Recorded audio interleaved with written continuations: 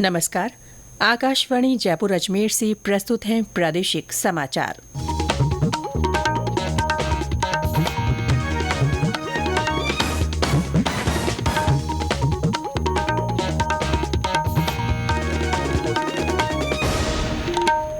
मुख्य समाचार। नए आपराधिक कानूनों को राज्य में लागू करने के संबंध में मुख्य सचिव सुधांशु पंत ने ली अधिकारियों की बैठक। कहा, लोगों को नए कानूनों के बारे में किया जाए जागरूक। प्रचंड गर्मी के दौर के बीच नौतपा के तीसरे दिन भी जनजीवन रहा बेहाल। 20 शहरों में पारा पहुंचा 46 डिग्री के पार।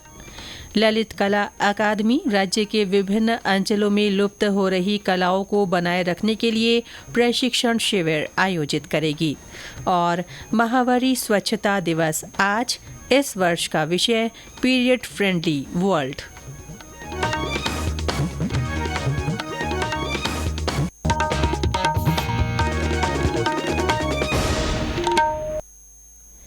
समाचारों के साथ मैं रितिका गुप्ता। और अब समाचार विस्तार से। नए आपराधिक कानूनों को राज्य में लागू किए जाने के संबंध में मुख्य सचिव सुधांशु पंत की अध्यक्षता में बैठक आयोजित की गई। मुख्य सचिव ने नए कानूनों के अनुरूप सभी कानूनी पेशेवरों, अनुसंधान अधिकारियों और अभियोजकों को सुचारू बदलाव के लिए शिक्षित करने के अधिकारियों को निर्देश दिए। उन्होंने कहा कि इससे नए प्रावधानों का बुनियादी ज्ञान और समझ मिल सकेगी। श्री पंत ने नए आपराधिक कानूनों के संबंध में विभिन्न विभागों की ओर से अपने अधिकारियों और कार्मिकों को दिए जा रहे प्रशिक्षण की समीक्षा की। उन्होंने कहा कि सरकार का लक्ष्य नागरिकों को त्वरित न्याय प्रदान करना और न्यायिक तथा अदालत प्रबंधन प्रणाली को मजबूत करना है। उन्होंने पुलिस प्रशिक्षण संस्थानों को निर्देश दिए कि पुलिस और जेल कर्मियों के लिए प्रशिक्षण कार्यक्रम के लिए कर्मयोगी पोर्टल का उपयोग किया जाए। आमजन को नए कानूनों के बारे में शिक्षित और जागरूक करने के लिए श्री पंत ने प्रिंट, इलेक्ट्रॉनिक और सोशल मीडिया की कार्य योजना तैयार करने के भी आदेश दिए। गौरतलब है कि केंद्र सरकार ने हाल ही में आपराधिक कानूनों में बदलाव किए हैं।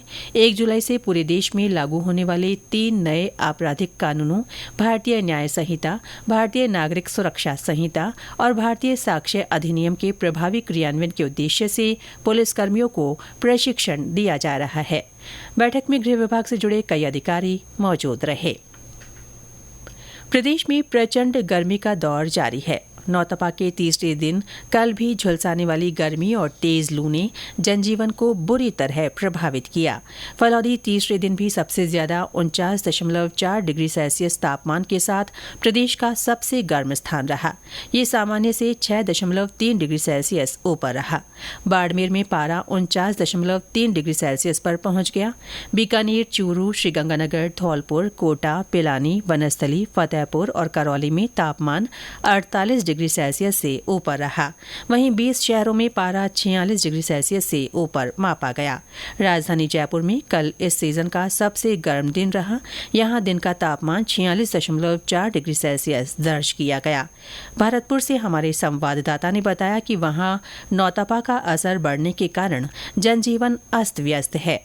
आमजन को राहत देने के लिए प्रशासन लगातार प्रयास कर रहा है। नौतपा का असर बढ़ने से अस्पतालों में गर्मी जनित बीमारियों से पीड़ित रोगियों की संख्या में बढ़ोतरी हो रही है। जिला प्रशासन द्वारा बार-बार सड़कों पर पानी का छिड़काव कराया जा रहा है, तो वहीं अब व्यापारियों ने भी शहर के बाजारों में टेंट लगाकर राहगीरों को छाया की व्यवस्था करनी शुरू कर दी है। जगह जगह ठंडे पेयजल की भी प्याऊ लगा दी है ताकि किसी को पीने के पानी की परेशानी न हो। गर्मी के बढ़ने के प्रभाव को देखते हुए जिला प्रशासन द्वारा भी आंगनबाड़ी केंद्रों की आज से छुट्टी कर दी है। यह छुट्टी 10 जून तक रहेगी। शिव कुमार वशिष्ठ, आकाशवाणी समाचार, भरतपुर।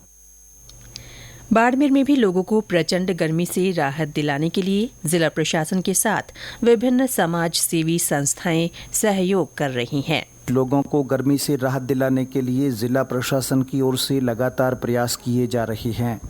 जिला कलेक्टर निशांत जैन के निर्देश पर जिले भर में राजस्व अधिकारी अस्पतालों का अवलोकन करते हुए लू और तापघात से बचाव के लिए की गई व्यवस्थाओं का जायजा ले रहे हैं। जिला कलेक्टर के आह्वान पर समाज सेवी संस्थाएं और भामाशाह आमजन को गर्मी से राहत देने में प्रशासन का सहयोग कर रही हैं। भीषण गर्मी के मद्देनजर पशु खेलियों में टैंकरों से पानी भरवाया जा रहा है। वहीं गौशालाओं में पीने के लिए पानी और पर्याप्त मात्रा में चारे की उपलब्धता सुनिश्चित की जा रही है।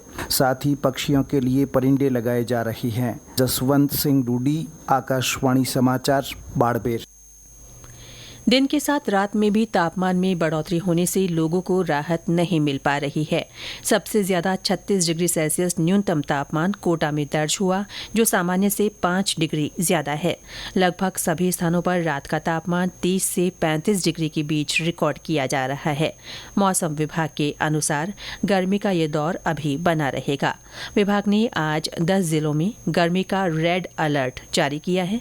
मौसम केंद्र जयपुर के निदेशक राधेश्याम शर्मा ने बताया कि राज्य में ये गर्मी का पीक है। कल से इसमें धीरे धीरे कमी आने की संभावना है। इस बीच प्रदेश में भीषण गर्मी से जनता को राहत देने के लिए सरकार द्वारा किए जा रहे प्रयासों की कड़ी में कल चिकित्सा मंत्री गजेंद्र सिंह खींवसर ने विभिन्न व्यवस्थाओं की समीक्षा की। उन्होंने अधिकारियों को व्यवस्थाओं में किसी भी तरह की कमी नहीं रखने के निर्देश दिए।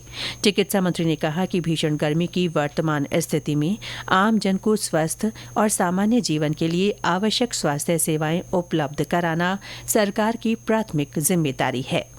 ये समाचार आकाशवाणी जयपुर अजमेर से प्रसारित किए जा रहे हैं।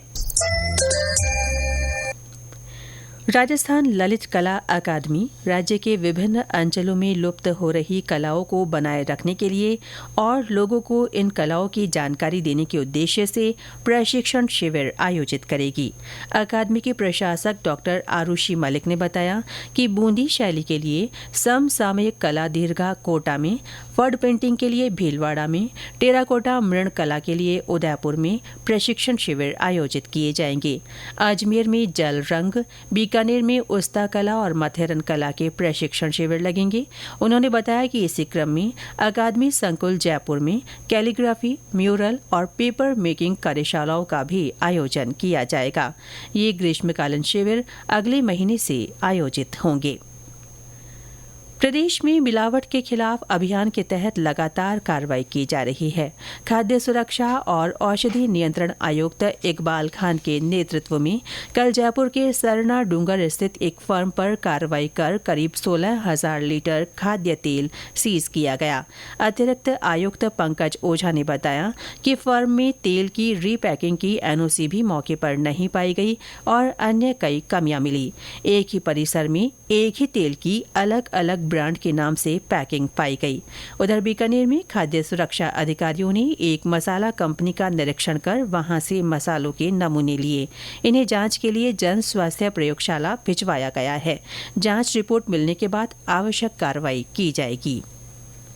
आज महावारी स्वच्छता दिवस है। ये दिवस सभी के लिए सुलभ मासिक धर्म स्वच्छता प्रबंधन के पक्ष में एक वैश्विक आंदोलन को दर्शाता है।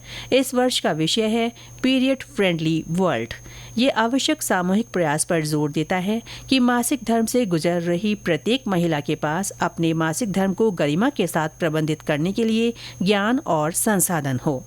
इस दिवस को मनाने की पहल वर्ष 2013 में जर्मनी आधारित गैर सरकारी संगठन वॉश यूनाइटेड द्वारा की गई थी। भारत में भी सरकार ने माहवारी स्वच्छता को बढ़ावा देने के लिए कई कदम उठाए हैं। स्वास्थ्य और परिवार कल्याण मंत्रालय ने ग्रामीण क्षेत्रों में 10 से 19 वर्ष की आयु वर्ग की किशोरियों के बीच मासिक धर्म स्वच्छता को बढ़ावा देने के लिए एक योजना शुरू की है। ग्रामीण किशोरी के लिए रियायती दर पर सैनिटरी नैपकिन पैक की विकेंद्रीकृत खरीद के लिए राष्ट्रीय स्वास्थ्य मिशन के तहत राज्यों और केंद्र शासित प्रदेशों को धन उपलब्ध कराया जा रहा है। और अंत में मुख्य समाचार एक बार फिर। नए आपराधिक कानूनों को राज्य में लागू करने के संबंध में मुख्य सचिव सुधांशु पंत ने अधिकारियों की बैठक ली। उन्होंने कहा कि लोगों को नए कानूनों के बारे में जागरूक किया जाए। प्रचंड गर्मी के दौर के बीच नौतपा के तीसरे दिन भी जनजीवन बेहाल रहा। 20 शहरों में पारा 46 डिग्री के पार पहुंच गया है। ललित कला अकादमी राज्य के विभिन्न अंचलों में लुप्त हो रही कलाओं को बनाए रखने के लिए प्रशिक्षण शिविर आयोजित करेगी। और आज महावारी स्वच्छता दिवस है। इस वर्ष का विषय है पीरियड फ्रेंडली वर्ल्ड। इसके साथ ही प्रादेशिक समाचार बुलेटिन समाप्त हुआ। नमस्कार।